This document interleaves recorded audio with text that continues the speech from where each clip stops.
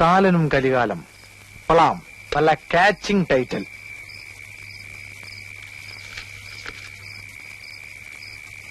കൂരാകൂരിട്ടത്ത് കറുത്ത പോത്തിന്റെ പുറത്ത് കയ്യിൽ കയറുമായി വന്നു കാലൻ.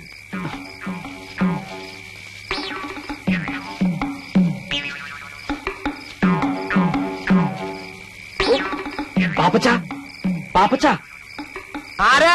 നിന്റെ കാലൻ. ഒന്നിറക്കി വേടാ. കാലനോ? ഇത്ര പെട്ടെന്ന് വന്നോ?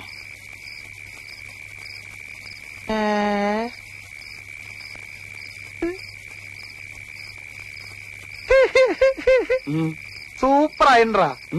നിന്നെ ഈ വേഷത്തിൽ കണ്ടപ്പോൾ എനിക്കൊരു ഐഡിയ തോന്നിയത്, നിന്നെ നായകനാക്കിട്ട് ഒരു ആദിവാസി നാടകം എഴുതിയാലോ ഒന്ന്. എന്റെ വായിലേക്ക് കേക്കരുത്, എപ്പോഴും മുണ്ടെടുത്തിട്ടോടാ.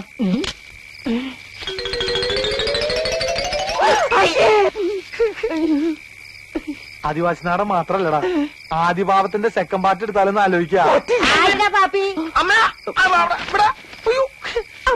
എന്നെ മുണ്ട് പോവല്ലേ? അമ്മ അങ്ങോട്ട് പോ, അമ്മ അങ്ങോട്ട് വരില്ലട്ടോ. ഇങ്ങോട്ട് വരില്ല അമ്മേ. ഏത് പെണ്ണാണ് ഓടിപ്പോയത്? എന്റെ കർത്താവ് ഈശോ മിശിഹായേ, ഈ കുരുത്തം കെട്ടോ 7-ാം പ്രമാണം തെറ്റിക്കാൻ തുടങ്ങിയില്ലോ. മോഷണത്തെക്കാളും മദ്യപാനത്തെക്കാളും വലിയ പാപമാണ് വ്യഭിചാരം. അച്ചോ ഞാൻ വേണ്ട, ഒന്നും പറയണ്ട. നിന്റെ അമ്മ വളരെ ഡീറ്റെയിൽ ആയിട്ട് എന്നോടെല്ലാം പറഞ്ഞിട്ടുള്ളതാണ്. വ്യഭിചാരം ചെയ്യുന്നതിനുള്ള ശിക്ഷ എന്താണെന്ന് എനിക്കറിയാവൂ. അച്ഛൻ പറയാതെ ഞാനങ്ങനെ ആ കേട്ടോ, നരകത്തിന്റെ നടുക്കൊരു മുള്ളുമുറുക്കുണ്ട്.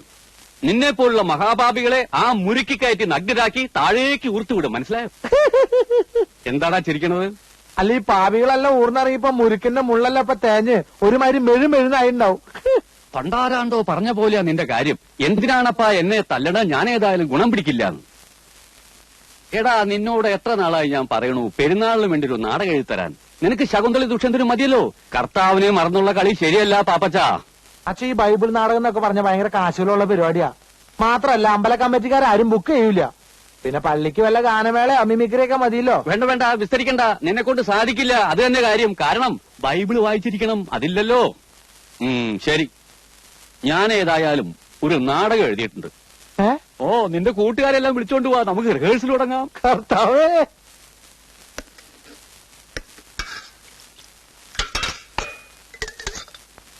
സ്വന്തമായിട്ടൊരു നാടക ട്രൂപ്പ് തുടങ്ങണമെന്നായിരുന്നു ആഗ്രഹം. എന്ത് ചെയ്യാം, ഇറക്കാൻ കാശ് വേണ്ടേ? എടാ, എനിക്ക് നായകവേഷം തരുന്നുണ്ടെങ്കിൽ ഈ ചായക്കൂടെ വരെ വിറ്റ് ട്രൂപ്പ് തുടങ്ങാൻ സമ്മതിച്ച ആളാണ് ഞാൻ.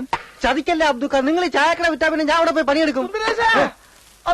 ആരുടെ മയ്യത്തായി പേപ്പറാണ്, പുതിയ ന്യൂസ് ഉണ്ട്. ഫാദർ വട്ടക്കുഴി എല്ലാവരും പള്ളിയിലോട്ട് ചെല്ലാൻ പറഞ്ഞു. ഫാദർ പുതിയ നാളെ തുടങ്ങി. അസ്തദിക്കുകൾ കിടിലം കൊള്ളുമാറ് റോമിന്റെ കവചിത കരസേനയുടെ കടന്നാക്രമണത്തിൽ അഹന്തയുടെ സന്തതിയായ നീറോയുടെ ചട്ടങ്ങളെ ചുട്ടരിക്കാൻ ശ്രമിക്കുന്ന എന്റെ സർപ്പസന്തതികളെ,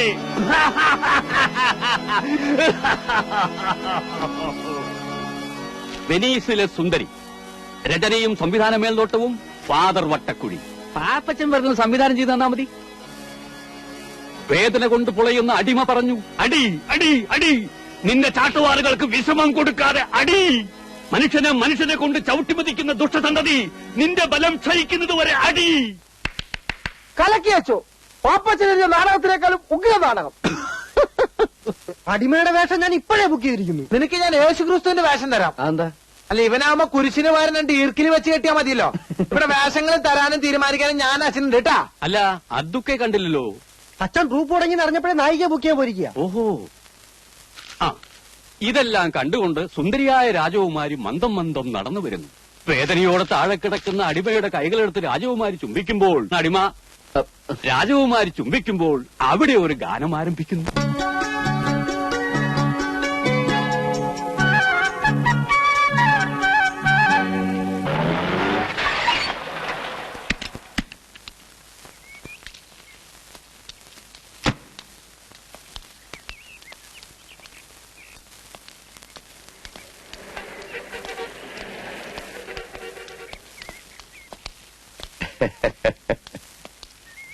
ഇരിക്കെ.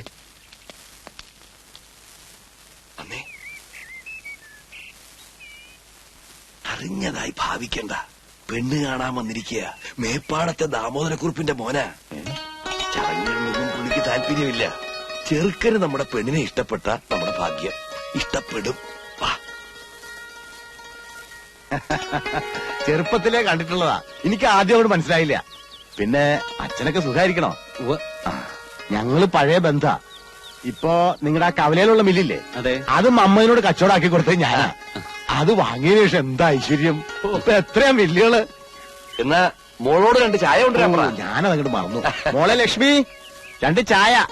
ആ അച്ഛനല്ലാട്ടോ, മധുരിട്ടോളൂ. മോനിപ്പോ എന്ത് ചെയ്യണു? എഞ്ചിനീയറിംഗ് കഴിഞ്ഞ് നിൽക്കുക. വല്ലവരുടെയും കമ്പനിയിൽ എഞ്ചിനീയറായിട്ട് ജോലിക്ക് പോയേണ്ട ഒരു കാര്യമില്ല. ഉള്ള ബിസിനസ് തന്നെ നോക്കി നടത്താൻ ആളില്ലെന്നാ മുതലാളി പറയണത്.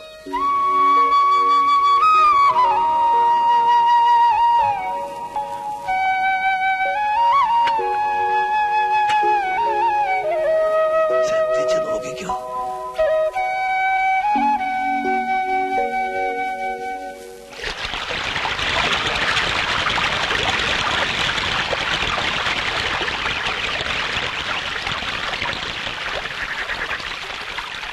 അനർഘ നിർഗളമായി ഒഴുകുന്ന ജീവിത നദിയുടെ മറുകര നിന്നുകൊണ്ട് അവൾ വിളിച്ചു, ചേട്ടാ.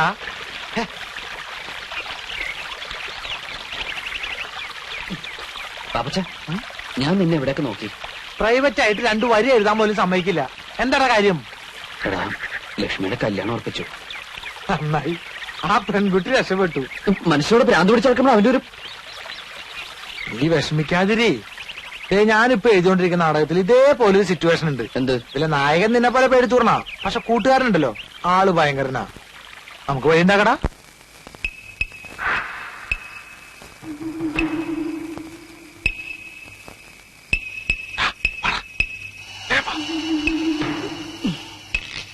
ഇവിടെ ആരുമില്ല.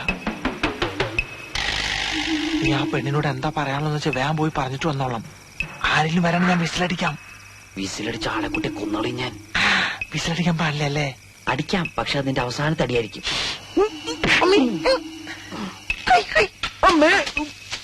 ഇവൻ അമ്മേനെയാണോ മോളെയാണോ കാണാൻ പോണേ? ഓ, കാമുമാരൊരു ഗതിയുടെ. എന്തായാലും ഞാൻ ഇവിടുന്ന് ശരിയാവില്ല.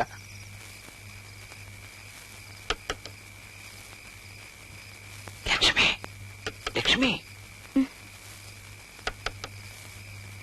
ലക്ഷ്മി, വാതിലോർക്ക്. ലക്ഷ്മി,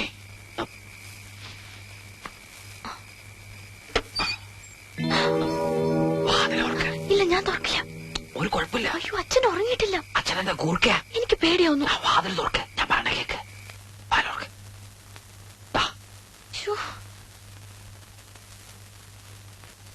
ഓ, ഈ കുറ്റിയക്കാരാ കണ്ടുപിടിച്ച്.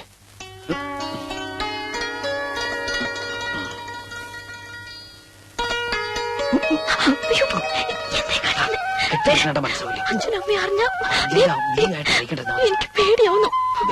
നീ എങ്ങനെ കല്യാണത്തിന് സമ്മതിച്ചോ, അവനെയും കൊല്ലും നിന്നെയും കൊല്ലും, ഞാനും ചാവും. ഞാൻ സമ്മതിക്കില്ല. പ്ലീസ്, അച്ഛൻ ഉറങ്ങിയിട്ടില്ല. റേഷനരി മണപ്പിച്ച് ബോധം കെടുത്താം. വേണ്ട കുമാര. വേണം കുമാരി.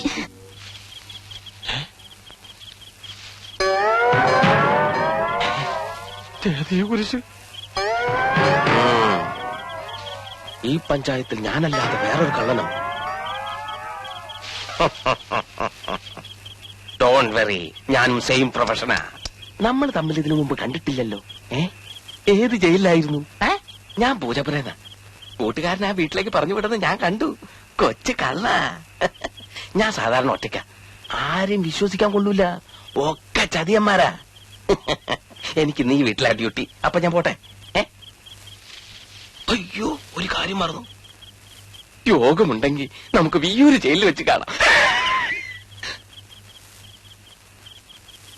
നിന്നെപ്പോ ഞാൻ പിടിച്ചാലേ കുമാരൻ ആ വീട്ടിലുണ്ട് നീ വിളിച്ചു പറയും. അത് വേണ്ട, നിന്നെന്റെ കയ്യിൽ കിട്ടും. അന്ന് കുമാരൻ ഒരു പണിയാവും ചെയ്യും.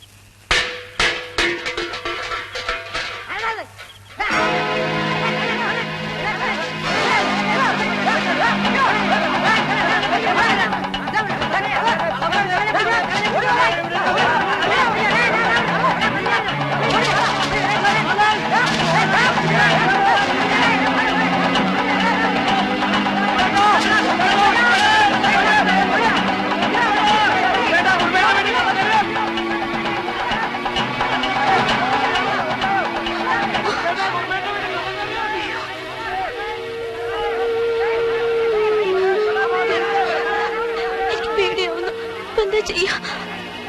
കുറുപ്പേടാ, കുറുപ്പേടാ, ഒന്ന് പെട്ടെന്ന് മാറി തുടങ്ങ്. കുറുപ്പേടാ, എന്താ എന്താ ഒരു കള്ളൻ കയറി. കള്ളനോ? കള്ളൻ. എവിടെ?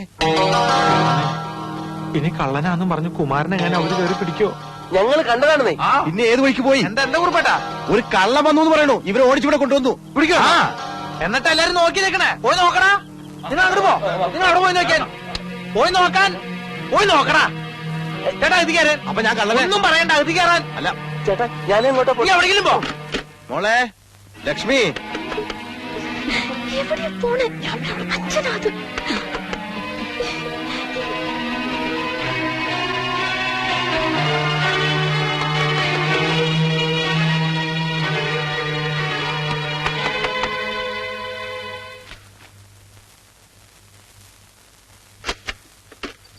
ആ നീ ഇതുവരെ ഉറങ്ങിയില്ലേ? ഒരു കള്ളൻ ഇറങ്ങിയിട്ടുണ്ട്. നാട്ടുകാരെ വിട്ടിട്ട് ഓടിക്കുക. എവിടെയാണ് പതുങ്ങിയിരിക്കണെന്ന് അറിയാൻ പറ്റില്ലേ? ആ ഒന്നാമതിപ്പോ ഒരുത്തനെ വിശ്വസിക്കാൻ പറ്റില്ല.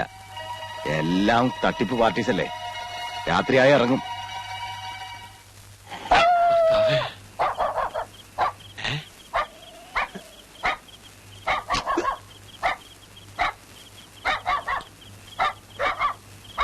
ആ താടിത്തെണ്ടിനെ കിട്ടിങ്ങ ഈ തെണ്ടിനെ രക്ഷിക്കായിരുന്നു.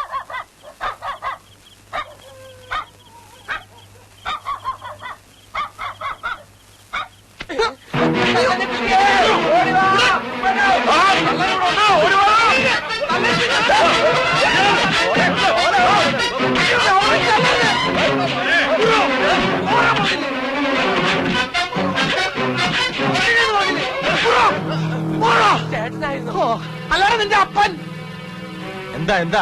അല്ലേടാ, ഞങ്ങൾ ആളറിയാതെ. ഇവിടെ കള്ളൻ റേഷൻ കാർഡ് അഡ്രസ് ആയിട്ട് വരും. എന്നാ പിടിച്ചോളാൻ പറഞ്ഞിട്ട് ഒന്ന് പോയടാ, പോയേ. പോടാ അവിടുന്ന്. വല്ലം പറ്റിയോടാ? ഇനി കൂടുതൽ എന്ത് പറ്റാനാ കുറിപ്പേട്ടാ? ഇനി ഇടിച്ച ഒരു ചമ്മന്തി ആക്കിയോ? എന്റെ ചമ്മന്തി കുറച്ച് വേണം കഞ്ഞിക്ക് കൂട്ടാൻ.